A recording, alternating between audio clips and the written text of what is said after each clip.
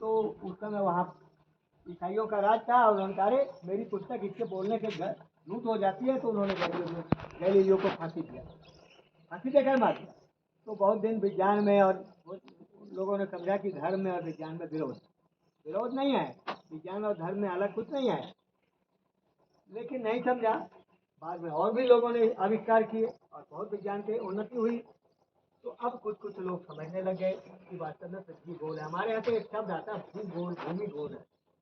वेद में मंत्र आता है पृथ्वी जल थे चारों, सूर्य के चारों। आपको तो दिखा नहीं रहा समझा, आंटी, वेदों को पढ़ना आपको छोड़ दिया। दिखा हमारे रहा, देश के वैज्ञानिक बहुत बड़े आपको होते थे, दिखा रहा। बहुत कुछ किया दुनिया को। महाभारत के युद्ध के समय ऐसे ऐसे यंत्र थे, ब्रह्मास्त्र होते थे, चक्र सुदर्शन होते थे, चलाया मारा और फिर वापस आ गया, ऐसे यंत्र।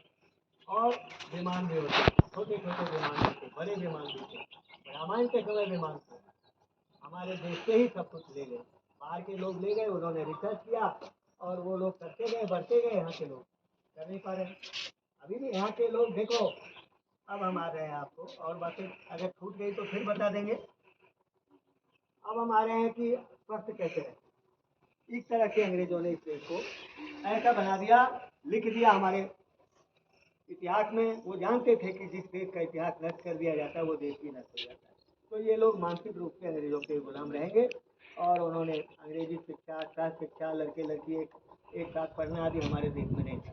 यहाँ के लोग गुरुकुलों में पढ़ते थे, ब्रह्मचारी होते थे और भीम अर्जुन और राम कृष्ण आदि जैसे उत्पन्न होते थे और सारी दुनिया पर राज करते थे। यहाँ एक लॉर्ड मैकाले नाम का आया अंग्रेज, वो पूरब से पश्चिम, उत्तर से दक्षिण घूम कर देखा, कहा यहाँ कोई चोर नहीं है, कोई भिखारी नहीं है, who is the beggar, who is the thing. तो वहाँ जाके उसने भाषण दिया कि ये लोग बहुत चरित्रवान हैं, इनको गुलाम नहीं बनाया जा सकता। तो कहा कि अच्छा, तो इनको चोर और भिखारी कैसे बनाए? तो कहा इनके जो जहाँ से इनका स्रोत है आमदनी का वो नष्ट कर दो, खेती नष्ट कर दो, गौपालन नष्ट कर दो और इनकी पुस्तकों में मिलावट कर दो। इनका वेद सबके प्रमुख है, वेद में मिलावट हो नहीं सकती, तो लिख दो कि वेद गरीबियों का।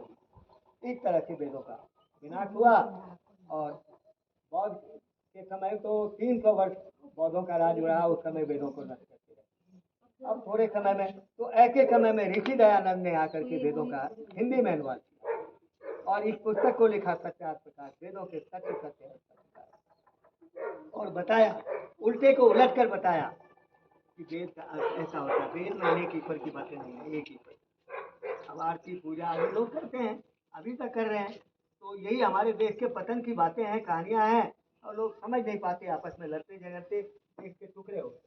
अंग्रेज चाहते थे कि ये मिलकर रहें, ईश्वर अनेक होगा तो इसके टुकड़े होते जाएंगे, तो ये लोग मिलकर नहीं रहेंगे, फिर हम आएंगे, फिर तो एक